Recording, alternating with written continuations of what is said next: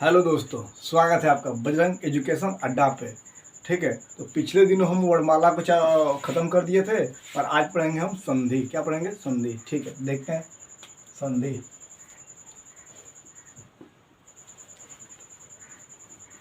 संधि का अर्थ निकाला जाए तो संधि का अर्थ ही होता है मेल। संधि का अर्थ क्या होता है बाबू? मेल। मेल क्या होता है? मेल वो होता है दो दो वर्णों के, सुनिए, दो वर्णों के मेल से उत्पन्न विकार या परिवर्तन को हम संधि कहते हैं। क्या कहते हैं? दो वर्णों के मेल से उत्पन्न विकार या परिवर्तन को हम क्या कहते हैं? संधि कहते हैं। और संधियां जो होती हैं तीन प्रकार की होती है। कितने प्रकार की होती हैं? तीन प्रकार की होती हैं। देख लेते हैं। स्वर संधि, पहला हो गया स्वर संधि, स्वर संधि। और दूसरा हो जाएगा आपका व्यंजन संधि,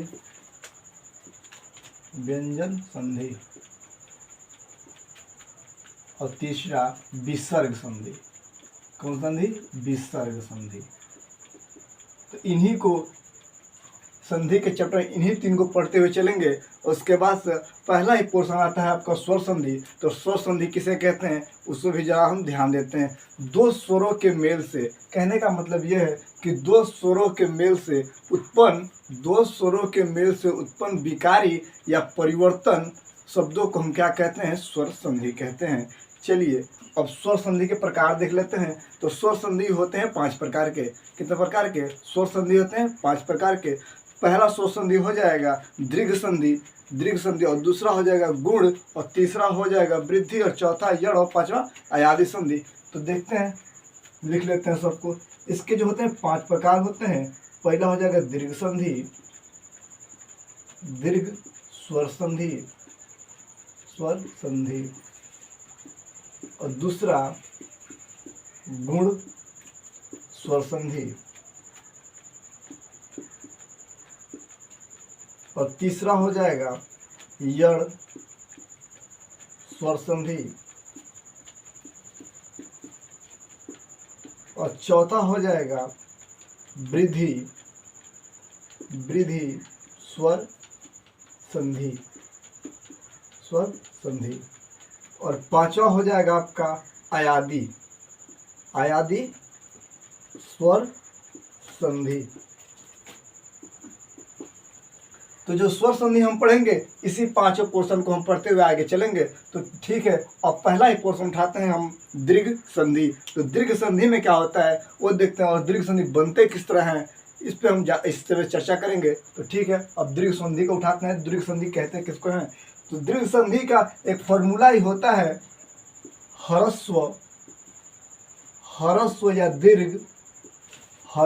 दीर्घ अगर जुड़ेगा, ह्रस्व या दीर्घ जुड़ेगा दीर्घ या ह्रस्व से, तो वहां पे दीर्घ स्वर संधि हो जाएगी। दीर्घ स्वर संधि हो जाएगी। कहने का मतलब यह है कि ह्रस्व क्या है? ह्रस्व वे स्वर होते हैं, ह्रस्व स्वर, जिनको बोलने में एकमात्र समय लगे। कहने का मतलब ही होता है ह्रस्व संधि 4 प्रकार के होते हैं और उनको एक ही मात्र का समय लगता है उच्चारण करते समय। तो देख लेते हैं कौन से 4 स्वर हैं जिसको ह्रस्व स्वर में रखा गया है। तो वो है आपके अ, ई, छोटा ऊ और री।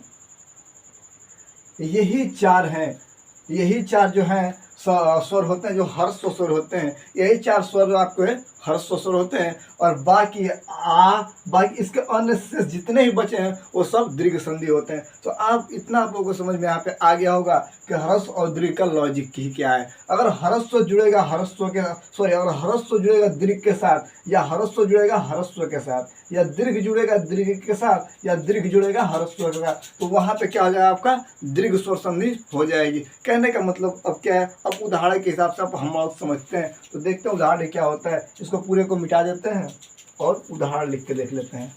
तो चलिए उदाहरण पे जहाँ चलेंगे हम लोग सबको मिटा देते हैं थोड़ा सा। ठीक है, अब देखते हैं हम दीर्घ संधि, दीर्घ स्वर संधि। दीर्घ स्वर संधि, सॉरी संधि, दीर्घ स्वर संधि। ठीक, इसको हम आपको क्या बताएं कि ह्रस्व मिलेगा ह्रस्व से। यदि ह्रस्व मिलेगा, ह्रस्व या दीर्घ मिलेगा ह्रस्व या दीर्घ से, ह्रस्व या दीर्घ से, तो वहां पे दीर्घ हो जाएगा। दीर्घ का अर्थ ही क्या होता है? बड़ा। ह्रस्व का अर्थ होता है छोटा। कहने का मतलब है, अगर हम ऐसे लिख दें मतधन अनुसार, मतधन अनुसार, तो ये बताइए मतधन अनुसार में यहाँ पे त में अ छुपा है, त में अ छुपा है, और त का जब हम उच्चारण करते हैं तो इसी तरह करते हैं, त प्लस अ हलंत के साथ। अगर इस हलंत को जब हम हटाएंगे, यदि अगर हम इस हलंत को हटाएंगे तो इस तरह पूरी तरह से लिख सकते हैं। तो वहीं पे इसमें अ छुपा हुआ है, तो यहाँ पे जो अ, देखिए अ ह्रस्व प्लस ह्रस्व जुड़ेगा तो क्या हो जाएगा? दीर्घ। क्या हो जाएगा? दीर्घ। मतलब आ होगा, होगा। ठीक है, अब इतने को हम मिटा करके, इतने को हम मिटा करके डायरेक्ट हम यहाँ पे ये भी तो लिख सकते हैं। इसको जब मेल करेंगे तो मता धन अनुसार नुसार। ठीक, पहला उदाहरण आपको समझ में आया होगा। तो दूसरे उदाहरण की तरफ हम चलते हैं। दूसरा ही उदाहरण है महा प्लस आत्मा। जब इसको हम मेल करेंगे, इसको जब जोड़ेंगे तो क्या हो जाएगा भैया? दीर्घ स्वर है और ये दीर्घ स्वर है। ठीक, ये भी दीर्घ स्वर, ये भी दीर्घ स्वर। आपको हम बताएं कि ह्रस्व जुड़ेगा ह्रस्व से या दीर्घ जुड़ेगा दीर्घ से, वहां पे दीर्घ ही होगा, कोई ह्रस्व ह्रस्व नहीं होगा, डायरेक्ट होगा दीर्घ। तो कहने का अर्थ क्या है? यहाँ पे हम ऐसे लिख सकते हैं, इसको जब जोड़ेंगे तो ऐसे लिख सकते हैं माधन आत्मा। ठीक, माधन आत्मा। और देखते हैं अगले उदाहरण तरफ तो चलते हैं। अगला उदाहरण ही आपका आएगा वीरांगना। वीरांगना,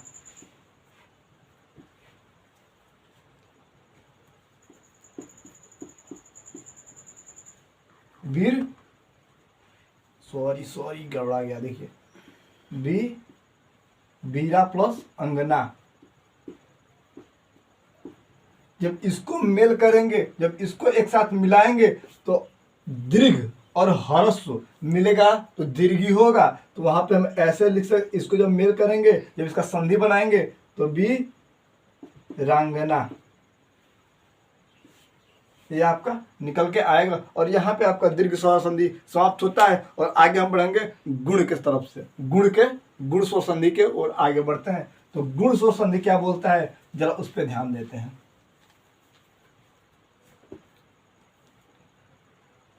ठीक है, गुण, अगर गुण की हम बात करें, यदि हम गुण स्वर संधि की बात करें तो उसमें क्या होता है कि अ या जुड़ेगा, अ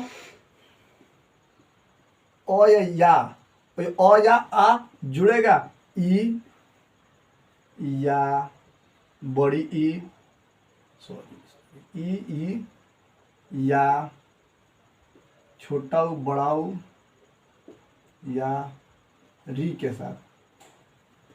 ठीक, री के साथ। तो वहां पे क्या हो जाएगा? ओ या ई जुड़ेगा तो यहाँ पे हो जाएगा ए, और ये इससे जुड़ता है ओ या ई से, या आ ई से जुड़ता है तो यहाँ पे हो जाएगा ए। ठीक, या ओ या ऊ जब साथ में जुड़ेगा तो यहाँ पे हो जाएगा ओ। क्या हो जाएगा? ओ। और यहाँ पे जब जुड़ेगा और री के साथ जुड़ेगा तो यहाँ पे हो जाएगा और। ठीक, यही इसका क्या बोलते हैं, सूत्र भी बोल सकते हैं या फॉर्मूला कुछ भी बोल सकते हैं। ठीक है, तो अब आगे देखते हैं। इसका जब उदाहरण देखेंगे, उदाहरण इसका जब देखेंगे तो देखते हैं क्या क्या उसका उदाहरण निकल के आएगा। थोड़ा सा मिटा देते हैं इसको, नहीं इसको मिटाएंगे नहीं, ऐसे रख लीजिए।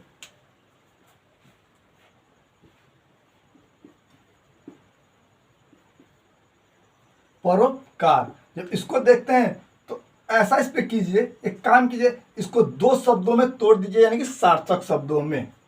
तो इसको जब तोड़ेंगे तो हो जाएगा पर हो जाएगा, पर प्लस उपकार, उपकार, ठीक, पर प्लस उपकार। तो यहाँ ओ और यहाँ पे अ, जब ओ आ जाएगा तो उ होगा, तो यहाँ पे हो जाएगा परोपकार, परोपकार, परोपकार, ठीक। देखिए इसको अभी आप लोगों को बहुत लोग समझ में नहीं आया होगा कि यहाँ पे परोपकार कैसे आ गया होगा, ठीक है। तो इसके लिए देखते हैं क्या होता है। हम क्या किए हैं, दो सार्थक शब्दों में तोड़ दिए हैं, दो सार्थक शब्दों में तोड़े हैं। कहने का मतलब ये है कि अ उ जुड़ के ओ हो रहा है, तो और ओ जुड़ के भी तो उ हो सकता है ना। तो कहने का मतलब ये है कि अगर पर प्लस ओ उपकार है ना, परोपकार है, ठीक। तो यहाँ पे ओ अ प्लस ओ जुड़ेगा तो उ हो सकता है कि नहीं हो सकता है? हो सकता है, जरूर हो सकता है। तो यहाँ पे वही हम किए हैं, पर प्लस उपकार, यानी कि इसको इस तरह भी लिख सकते हैं, परोपकार, ठीक है। और यहीं पे हम अपनी वीडियो को समाप्त करते हैं। Thanks for watching my video. अगर वीडियो अच्छा लगा हो तो चैनल को सब्सक्राइब करें। धन्यवाद।